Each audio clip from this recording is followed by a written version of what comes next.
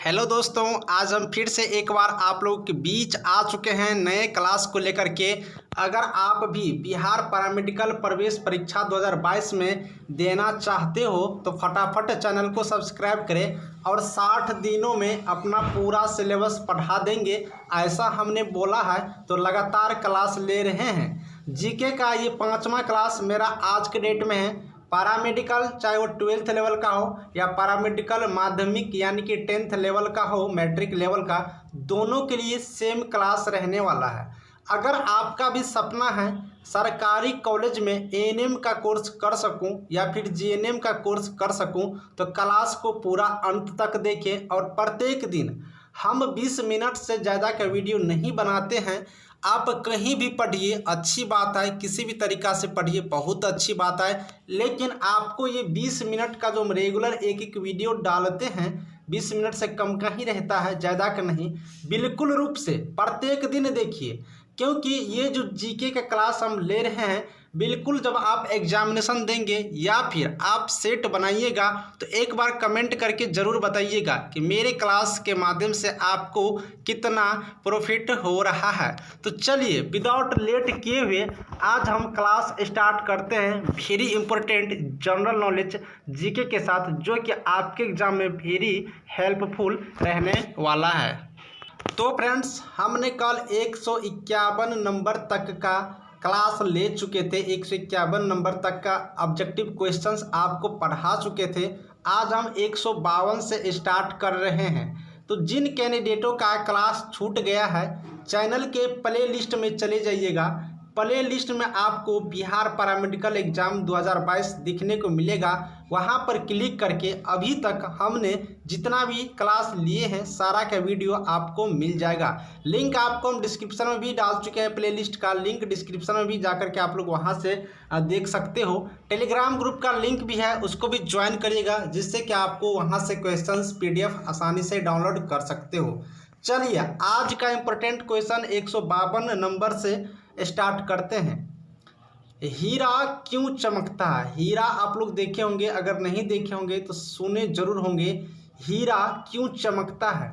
Option है प्रकाश के अपवर्तन के कारण, प्रकाश के परावर्तन के कारण, प्रकाश का संपूर्ण आंतरिक परावर्तन के कारण, या इनमें से कोई नहीं। बताइए हीरा क्यों चमकता है, डायमंड क्यों चमकता है? तो डायमंड प्रकाश के संपूर्ण आंतरिक परावर्तन के कारण चमकता है। ऑप्शन सी याद रखेंगे। डायमंड जो होते हैं प्रकाश के संपूर्ण आंतरिक परिवर्तन होने के कारण हीरा चमकते हैं। नेक्स्ट क्वेश्चन देख लेते हैं। सूर्य के ऊर्जा के मुख्य कारण क्या होते हैं? देखिए सूर्य का ऊर्जा का मुख्य कारण क्या होते हैं। सबसे पहले हम बता दूं, सूर्य का जो ऊर्जा है हाइड्रोजन और हीलियम के संयोग से मिलकर के यहाँ पर सूर्य की ऊर्जा का निर्माण होता है। इसका मुख्य कारण क्या हो सकता है? दोनों के मिलने से होता है। तो आप लोग ऑप्शन देखेंगे तो बना सकते हो। यहाँ पर आप लोग का ऑप्शन हम दिखा देते हैं। पहला है नाभिकीय विखंडन, नाभिकीय विफलन, नाभिकीय संलयन, या फिर बी में कह रहा है दोनों, यानी कि ए और सी जो आप देख रहे हैं इसी को कह रहा है दोनों। बताइए नाभिकीय विखंडन, दोनों, नाभिकीय विफलन या फिर नाभिकीय संलयन, किस में से? हम पहले भी बता दिए कि हाइड्रोजन और हीलियम के मिलने से ऊर्जा का निर्माण बनता है, तो विखंडन होगा नहीं, विफलन होगा नहीं, तो बच गया दोनों और नाभिकीय संलयन। जब मिलने से बनता है तो क्या हो जाएगा? संलयन। यानी कि ऑप्शन नंबर डी यहाँ से राइट आंसर। सूर्य की ऊर्जा का निर्माण नाभिकीय संलयन से होता है। नेक्स्ट क्वेश्चन देख लेते हैं। जापान की करेंसी क्या है? जापान की करेंसी क्या है? करेंसी मतलब वहाँ पर कौन सी करेंसी नोट चलते हैं। जैसे अगर एग्जाम्पल में बात करोगे फ्रेंड्स भारत का, तो भारत में हम लोग रुपया चलाते हैं, कहते हैं ना कि 2 रुपया 5 रुपया, भारत में रुपया चलाते हैं। नेपाल की बात करोगे तो नेपाल में नेपाली रुपया चलता है, वहाँ भी रुपया चलता है लेकिन नेपाली रुपया चलता है। भारत में भारतीय रुपया चलता है, नेपाल में नेपाली रुपया चलता है। अमेरिका में डॉलर चलता है। यही चीज़ है कि जापान की करेंसी क्या है, जापान में क्या चलता है? डॉलर, रुपया, येन या फिर रूबल, बताना है आपको। तो फ्रेंड्स जापान की बात करोगे तो जापान में येन चलता है। क्या चलता है? येन। ऑप्शंस भी आप लोग देख सकते हो। रुपया तो भारत में चलते हैं, नेपाल में चलते हैं, जापान होगा नहीं। डॉलर अमेरिका में, सिंगापुर में बहुत जगह चलते हैं तो डॉलर होगा नहीं। येन रूबल बच गया, तो येन यहाँ पर जापान में चलते हैं, ऑप्शन नंबर सी याद रखेंगे। तो जापान में जो नोट है, करेंसी है, वो क्या रहते हैं, येन होता है वहाँ पर। चलिए नेक्स्ट क्वेश्चन आपको हम दिखा देते हैं। अभ्रक उत्पादन में सबसे बड़ा देश कौन सा है? अभ्रक के उत्पादन की बात करोगे तो सबसे बड़ा देश कौन सा है अभ्रक उत्पादन में? हम सारे टाइप का क्वेश्चंस लेंगे जिससे कि आपके माइंड में रिव्यू हो, इसीलिए हम 20 मिनट में ही क्वेश्चंस लेते हैं, लेकिन इंपॉर्टेंट और सारे सब्जेक्ट का एक मिला करके क्वेश्चंस लेते हैं। तो अभ्रक के उत्पादन की बात है तो अभ्रक के उत्पादन सबसे बड़ा देश कौन सा है? ऑप्शन 1 अमेरिका, सिंगापुर, भारत या फिर चीन। बताना होगा आपको राइट आंसर। अभ्रक के उत्पादन में सबसे बड़ा देश कौन सा है? तो चीन है। ऑप्शन यहाँ से डी याद रखेंगे, चीन। अभ्रक के उत्पादन में सबसे बड़ा देश चीन हो गया। नेक्स्ट क्वेश्चन हम लोग देख लेते हैं। फल का अध्ययन को क्या कहते हैं? फल का अध्ययन को क्या कहते हैं? ऑप्शन यहाँ पर है एस्ट्रोलॉजी, एस्ट्रोलॉजी, पोमोलॉजी, हेप्टोलॉजी और सीरोलॉजी। तो फल का अध्ययन को हम लोग क्या कहते हैं? तो फल के अध्ययन को पोमोलॉजी कहते हैं। क्या कहते हैं? पोमोलॉजी। ऑप्शन नंबर यहाँ से बी याद रखेंगे। फल के अध्ययन को पोमोलॉजी कहते हैं। अगला क्वेश्चन देख लेते हैं। दिल्ली चलो का नारा किसने दिया था? दिल्ली चलो का नारा किसका? दिल्ली चलो का नारा किसने दिया था? महात्मा गांधी, बाल गंगाधर तिलक, सुभाष चंद्र बोस या फिर इंदिरा गांधी। दिल्ली चलो का नारा सबसे पहले किसने दिया था? सुभाष चंद्र बोस ने। ऑप्शन यहाँ पर सी याद रखेंगे। महात्मा गांधी कौन सा नारा दिया था? करो या मरो, करो या मरो महात्मा गांधी का दिया हुआ नारा है। और दिल्ली चलो का नारा किसने दिया? तो सुभाष चंद्र बोस। तो इस दिल्ली चलो का नारा सुभाष चंद्र बोस, यानी कि राइट आंसर ऑप्शन नंबर यहाँ से सी हो गया। नेक्स्ट क्वेश्चन देख लेते हैं। बिहू किस राज्य का प्रमुख त्यौहार है? बिहू एक त्यौहार है कौन से राज्य का? उत्तर प्रदेश, असम, गोवा, तमिलनाडु। बताइए बिहू किस राज्य का प्रमुख त्यौहार है? तो ऑप्शन नंबर बी असम याद रखेंगे यहाँ से। असम, असम जो है ऑप्शन बी, असम में बिहू एक त्यौहार होते हैं जो कि एक प्रमुख त्यौहार है। बहुत बार पूछे जाते हैं ये क्वेश्चंस कि असम में कौन सा त्यौहार प्रमुख है? तो बिहू। ठीक है, चलिए नेक्स्ट देखते हैं। भाखड़ा नंगल बांध किस नदी पर स्थित है? नदी पर इस टाइप का कल भी एक आया था, कल परियोजना वाला आया था, आज एक बांध आ गया। तो भाखड़ा नंगल बांध किस नदी पर है? यमुना नदी, ब्रह्मपुत्रा नदी, सरस्वती नदी या फिर सतलज नदी। तो यहाँ से आपको राइट आंसर बताना होगा। भाखड़ा नंगल बांध किस नदी पर है? तो भाखड़ा नंगल बांध सतलज नदी पर है। ऑप्शन नंबर डी यहाँ से याद रखेंगे।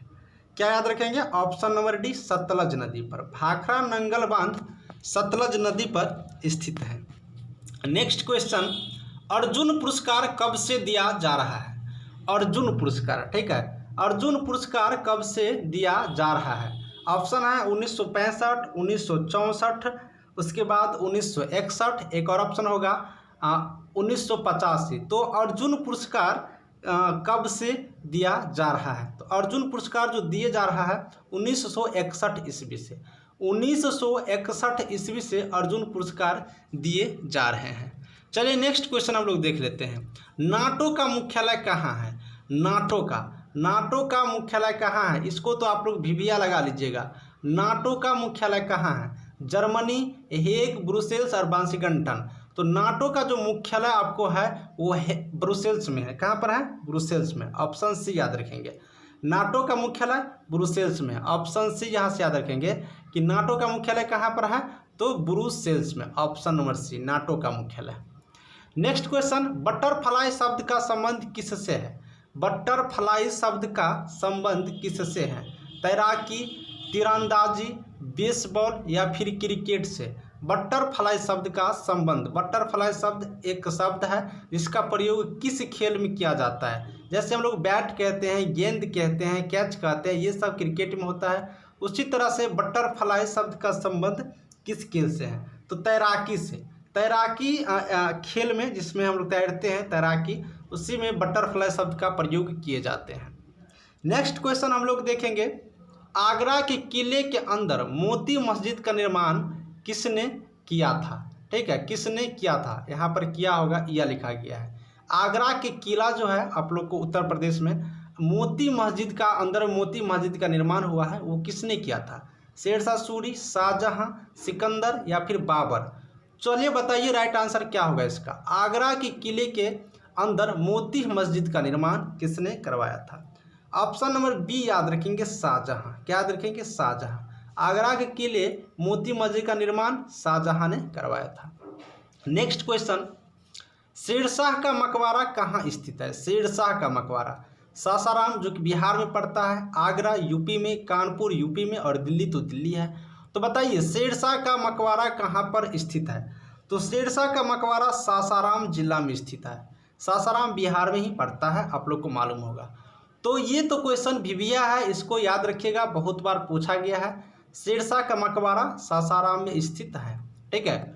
चलिए, टांका इनमें से किसका मिश्र धातु है? टांका, टांका जो है एक मिश्र धातु है। टांका क्या है? एक मिश्र धातु है। बताना है इसमें से किसका मिश्र धातु है टांका? टीन और लोहा का, लोहा और तांबा का, टीन और शीशा का, या फिर अल्युमिनियम और लोहा का? चलिए बताइए टांका किसका मिश्र धातु है? किन दो चीज़ों से मिलकर के टांका का निर्माण होता है? तो टीन और शीशा के मिश्र धातु है। टीन और शीशा के मिलने से टांका का निर्माण होता है। ऑप्शन नंबर सी यहाँ से याद रखेंगे। टांका का निर्माण टीन और शीशा के मिलने से होता है। अगला क्वेश्चन है, सरदार सरोवर परियोजना कहाँ स्थित है? सरदार सरोवर परियोजना कहाँ स्थित है? तो सरदार सरोवर परियोजना असम में, गुजरात में, गोवा में या फिर बंगाल में? तो सरदार सरोवर परियोजना कहाँ पर स्थित है? गुजरात में। ऑप्शन नंबर यहाँ से बी याद रखेंगे। सरदार सरोवर परियोजना कहाँ स्थित है? गुजरात में। चलिए नेक्स्ट क्वेश्चन हम लोग देख लेते हैं। इनमें से कौन प्राकृतिक बहुलक है? अब एक बहुलक वाला क्वेश्चन आ गया, केमिस्ट्री से रहता है। कौन सा प्राकृतिक बहुलक है? लायलन, रबर या फिर दोनों, या इनमें से कोई नहीं? तो इनमें से प्राकृतिक बहुलक दोनों होते हैं, लायलन भी और रबर भी। चलिए नेक्स्ट क्वेश्चन देख लेते हैं। संयुक्त राष्ट्र संघ का मुख्यालय कहाँ है? संयुक्त राष्ट्र संघ का मुख्यालय कहाँ है? न्यूयॉर्क, वाशिंगटन, लंदन या फिर सिंगापुर? तो संयुक्त राष्ट्र संघ का मुख्यालय न्यूयॉर्क में है। कहाँ पर है? न्यूयॉर्क में। ऑप्शन नंबर ए यहाँ से याद रखेंगे। संयुक्त राष्ट्र संघ का मुख्यालय न्यूयॉर्क में। अगला क्वेश्चन देख लेते हैं। सार्क का मुख्यालय कहाँ है? सार्क का मुख्यालय कहाँ है? सिंगापुर, काठमांडू, वाशिंगटन या फिर नई दिल्ली? तो सार्क का मुख्यालय काठमांडू में है, नेपाल। नेपाल की राजधानी काठमांडू, ठीक है। तो नेपाल की राजधानी काठमांडू में सार्क का मुख्यालय है। अगला क्वेश्चन, विद्युत चुंबक बनाने के लिए किस लोहा का प्रयोग किया जाता है?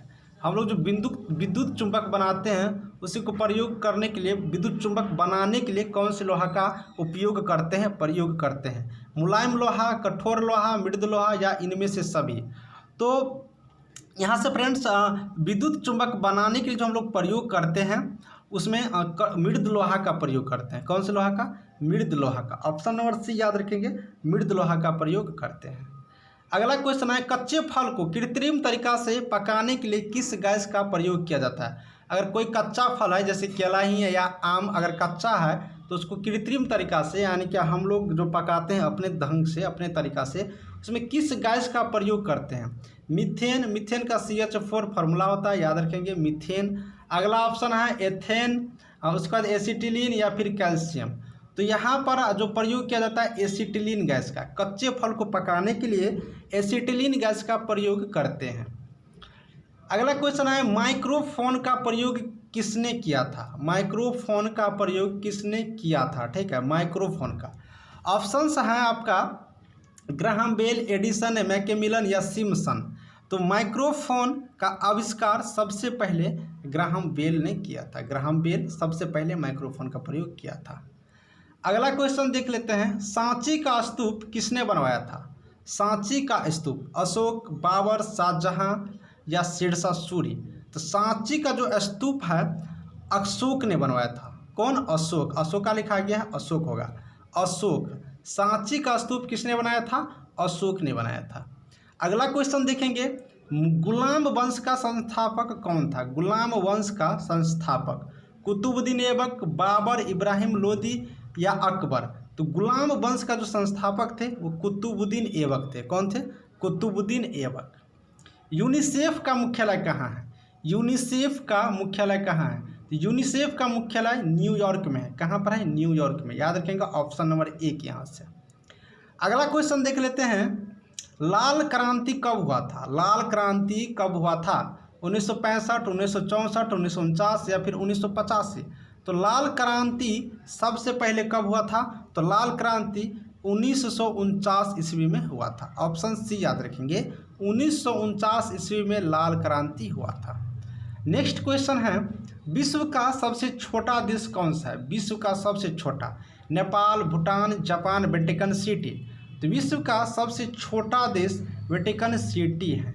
कौन सा है? Vatican city. Option number D. Iraq का मुद्रा क्या है? डॉलर, येन या दिनार या फिर रुपया?